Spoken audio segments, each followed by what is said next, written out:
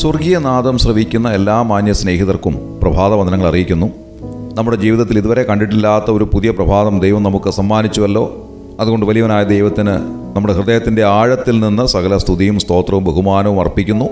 ഇന്നത്തെ ദിവസം എല്ലാവർക്കും അനുഗ്രഹമാകട്ടെ എന്ന് പ്രാർത്ഥിക്കുകയും ആശംസിക്കുകയും ചെയ്യുന്നു. ഇന്ന് രാവിലെ ഈ സ്വർഗീയനാദം ശ്രവിക്കുന്ന മാന്യ സ്നേഹിത, താങ്കൾ ഒരുപക്ഷെ പല പ്രാവശ്യം സുവിശേഷം കേട്ടിട്ടുള്ള വ്യക്തിയായിരിക്കാം. യേശുക്രിസ്തുവിലൂടെയുള്ള രക്ഷയെ സംബന്ധിച്ചും യേശുക്രിസ്തുവിലൂടെ ലഭിക്കാവുന്ന ഏറ്റവും വലിയ അനുഗ്രഹങ്ങളെ സംബന്ധിച്ചുമൊക്കെ ധാരാളം താങ്കൾ ഇതിനോടകം കേട്ടിട്ടുണ്ടായിരിക്കാം. കേട്ടതൊക്കെ ഒരുപക്ഷെ താങ്കൾ അലക്ഷ്യമായി വിചാരിച്ച് അതിനെ തള്ളിക്കളഞ്ഞിരിക്കാം. ഒരു പക്ഷേ താങ്കൾ ഒരു വലിയ ക്രിസ്തു വിരോധിയായിരിക്കാം. എന്നാൽ താങ്കളുടെ ജീവിതത്തിൻ്റെ ഏതെങ്കിലും ഒരു അവസരത്തിൽ ദൈവം താങ്കളോട് ഇടപെടുന്നതായി തോന്നിയിട്ടുണ്ടോ? ഏതെങ്കിലും ഒരു അവസരത്തിൽ താങ്കളുടെ ജീവിതം പാപപങ്കിലമാണെന്നും ഈ പാപജീവിതത്തിൽ നിന്ന് യഥാർത്ഥമായ ദൈവഭക്തിയിലേക്ക് വരണം എന്നും എപ്പോഴെങ്കിലും താങ്കളുടെ ഹൃദയത്തിൽ ഒരു തോന്നലുണ്ടായിട്ടുണ്ടോ? യേശു കർത്താവ് വലിയവനായ ദൈവമായിരുന്നുവെന്നും അവിടുന്ന് ഈ താണലോകത്തിലേക്ക് മനുഷ്യനായി അവതരിച്ച് സകല മനുഷ്യവർഗത്തിൻ്റെയും പാപത്തിനു വേണ്ടി കാൽവറി ക്രൂശിൽ യാഗമായി അർപ്പിക്കപ്പെട്ടതാണെന്നും ഏതെങ്കിലും ഒരു അവസരത്തിൽ താങ്കളുടെ ഹൃദയത്തിൽ ആരെങ്കിലും സംസാരിക്കുന്നതായി തോന്നിയിട്ടുണ്ടോ? താങ്കൾ തനിയെ ഇരുന്ന സന്ദർഭത്തിലോ അല്ലെങ്കിൽ താങ്കൾ ജോലിയിലായിരുന്നപ്പോഴോ യാത്ര ചെയ്തപ്പോഴോ താങ്കൾ കിടക്കയിലായിരുന്നപ്പോഴോ എപ്പോഴെങ്കിലും ദൈവത്തിൻ്റെ ആത്മാവ് താങ്കളെ സ്നേഹത്തോടെ വിളിക്കുന്നതായൊരു ശബ്ദം താങ്കൾക്ക് കേൾക്കുവാൻ സാധിച്ചിട്ടുണ്ടോ? അങ്ങനെയെങ്കിൽ ദൈവവചനം വളരെ കൃത്യമായി പറയുന്നൊരു കാര്യം ഇന്ന് രാവിലെ ഓർമ്മിപ്പിക്കുവാൻ ഞാൻ ആഗ്രഹിക്കുകയാണ്. ഏറ്റവും വലിയ സുവിശേഷ വിരോധിയായിരുന്ന വ്യക്തിയായിരുന്നു ശൗൽ എന്ന് പറയുന്നതായ മനുഷ്യൻ. 1-ാം നൂറ്റാണ്ടിൽ ഏറ്റവും വലിയ ക്രിസ്തു വിരോധിയായിരുന്ന ശൗൽ അന്നുള്ള ക്രൈസ്തവ മാർഗക്കാരെ പിടിച്ചുകെട്ടി യെരുശലേമിൽ കൊണ്ടുവന്ന് വല്ലാതെ ഉപദ്രവിക്കുന്നതിന് വേണ്ടിയുള്ള സകല അധികാരപത്രവും അധികാര കേന്ദ്രങ്ങളിൽ നിന്ന് വാങ്ങിയ ഒരു വ്യക്തിയായിരുന്നു ശൗൽ. എന്നാൽ അദ്ദേഹം ഈ ഉദ്ദേശത്തോടുകൂടെ ദമസ്കോസിലേക്ക് പോയിക്കൊണ്ടിരിക്കുമ്പോൾ ദമസ്കോസിൻ്റെ ഗേറ്റിങ്കൽ വെച്ച് വലിയവനായ ദൈവം അദ്ദേഹത്തെ പിടികൂടി എന്നാണ് തിരുവെഴുത്ത് രേഖപ്പെടുത്തിയിരിക്കുന്നത്.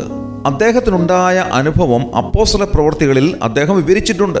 ദമസ്കോസിൻ്റെ പടിവാതിൽക്കൽ വെച്ച് നട്ടുച്ച സമയത്ത് സൂര്യൻ്റെ പ്രകാശത്തെ വെല്ലുന്ന ഒരു പ്രകാശം അദ്ദേഹത്തെ ചുറ്റിമിന്നി. അങ്ങനെ അദ്ദേഹം കണ്ണിൻ്റെ കാഴ്ച നഷ്ടപ്പെട്ട് നിലത്ത് വീണു. ശൗലേ ശൗലേ, നീ എന്നെ ഉപദ്രവിക്കുന്നത് എന്ത് എന്നുള്ളൊരു ശബ്ദവും അദ്ദേഹം കേട്ടു. നീ ആരാകുന്നു കർത്താവേ എന്ന് ചോദിച്ചപ്പോൾ നീ ഉപദ്രവിക്കുന്ന യേശു ആകുന്നു ഞാൻ എന്നുള്ള മറുപടിയും അദ്ദേഹത്തിന് കേൾക്കുവാൻ സാധിച്ചു. തുടർന്ന് അങ്ങോട്ട് താൻ ദൈവത്താൽ പിടിക്കപ്പെട്ടവനായി ഏറ്റവും വലിയ വിശ്വാസിയായി തീർന്നു. ഗലാത്യലേഖനം 1-ാം അധ്യായം 15-ാം വാക്യത്തിൽ അദ്ദേഹം പറയുന്നത്, എൻ്റെ ജനനം മുതൽ എന്നെ വേർതിരിച്ച് തൻ്റെ കൃപയാൽ വിളിച്ചിരിക്കുന്ന ദൈവം എന്നാണ്. നോക്കുക, തൻ്റെ പ്രായത്തിൻ്റെ നല്ല കാലങ്ങളിലെല്ലാം ക്രിസ്തു വിരോധിയായിരുന്ന ശൗൽ കർത്താവ് അവനെ പിടികൂടിക്കഴിഞ്ഞപ്പോൾ പറയുന്നത്, എൻ്റെ ജനനം മുതൽ കർത്താവ് എന്നെ വിളിച്ച് വേർതിരിച്ചു എന്നത്രേ. കർത്താവ് തന്നെ പിടികൂടിയതിന് ശേഷമായി ഏറ്റവും ചെറിയവൻ എന്ന അർത്ഥം വരുന്ന പൗലോസ് എന്ന പേര് താൻ സ്വീകരിക്കുകയാണ്. ആ പൗലോസ് തിരുവെഴുത്തിലെ പുതിയ നിയമത്തിലെ എബ്രായ ലേഖനം ഉൾപ്പെടെ 14ഓളം ലേഖനങ്ങൾ അദ്ദേഹം എഴുതിയതായി തിരുവെഴുത്ത് നമ്മെ അറിയിക്കുകയാണ്. ആ പൗലോസ് പറയുകയാണ്, ഞാൻ എൻ്റെ പ്രായത്തിൻ്റെ നല്ല സമയം മുഴുവൻ കർത്താവിന് വിരോധിയായി നടന്നവനാണെന്നാൽ എൻ്റെ ജനനം മുതൽ കർത്താവ് എന്നെ വിളിച്ച് വേർതിരിച്ചിരുന്നു, ഞാനത് അറിഞ്ഞില്ല എന്ന് താൻ സമ്മതിക്കുന്നു. അതുകൊണ്ടാണ് ഇന്ന് രാവിലെ ഈ സ്വർഗീയനാദം ശ്രവിക്കുന്ന പ്രിയമുള്ളവരോട് ഞാൻ ഓർമ്മിപ്പിക്കുന്നത്, ഒരു പക്ഷേ താങ്കളുടെ ജനനം മുതൽ തന്നെ ദൈവം താങ്കളെ വിളിച്ചിട്ടുണ്ടായിരിക്കാം. പല സമയങ്ങളിലും ആ ശബ്ദം താങ്കൾ കേട്ടിട്ടുണ്ടായിരിക്കാം. എന്നാൽ അതിനെ അലക്ഷ്യമായി വിചാരിച്ചിട്ട് താങ്കൾ ഇപ്പോഴും അതിനെ അവഗണിച്ച് മുൻപോട്ട് പോകുന്നുവെങ്കിൽ ഇപ്പോൾ ഇതാ നല്ലൊരു സുപ്രസാദ കാലം ദൈവം താങ്കൾക്ക് നൽകിയിരിക്കുകയാണ്. ഇപ്പോഴാകുന്നു രക്ഷാദിവസം. ഈ കർത്താവായ യേശുക്രിസ്തുവിനെ ഉള്ളത്തിൽ സ്വീകരിച്ച് ദൈവമകനായി ദൈവമകളായി തീരുവാൻ, നിത്യശിക്ഷാവിധിയാകുന്ന നരകാഗ്നിയിൽ നിന്ന് വിടുവിക്കപ്പെട്ട് നിത്യമായ സ്വർഗരാജ്യത്തിൻ്റെ അവകാശിയായി തീരുവാൻ താങ്കളെ ദൈവം സ്നേഹത്തോടെ വിളിക്കുന്ന ആ ശബ്ദം കേൾക്കുവാൻ താങ്കൾക്ക് സാധിക്കുന്നുണ്ടോ? അങ്ങനെയെങ്കിൽ വിശ്വാസത്താൽ കർത്താവായ യേശുക്രിസ്തുവിനെ രക്ഷിതാവും കർത്താവുമായി സ്വീകരിക്കുക, ദൈവത്തിൻ്റെ വകയായിത്തീരുക. ദൈവം താങ്കളെ അനുഗ്രഹിക്കുകയും സഹായിക്കുകയും ചെയ്യട്ടെ. ദൈവനാമം മഹത്വപ്പെടുമാറാകട്ടെ. ആമേൻ. ഉഷസ്സിന്റെ വാതായനങ്ങൾ തുറക്കുമ്പോൾ ദൈവിക ശബ്ദത്തിന്റെ മാറ്റൊലിയുമായി സ്വർഗീയനാദം, ദ ഹെവൻലി വോയിസ്.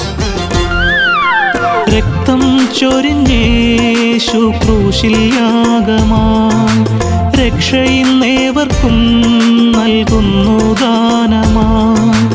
രക്തം ചൊരിഞ്ഞേശു ക്രൂശിൽ യാഗമായി, രക്ഷയിന്നേവർക്കും നൽകുന്നു ദാനമായി.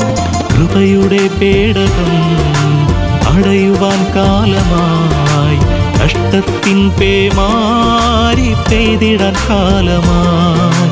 കൃപയുടെ പേടകം അടയുവാൻ കാലമായി, കഷ്ടത്തിൻ പേമാരി പെയ്തിടാൻ കാലമായി. ഇപ്പോഴാകുന്നു സുപ്രസാദകാലം, ഇപ്പോഴാകുന്നു രക്ഷാദിവസം, ഇപ്പോഴാകുന്നു സുപ്രസാദകാലം, ഇപ്പോഴാകുന്നു രക്ഷാദിവസം.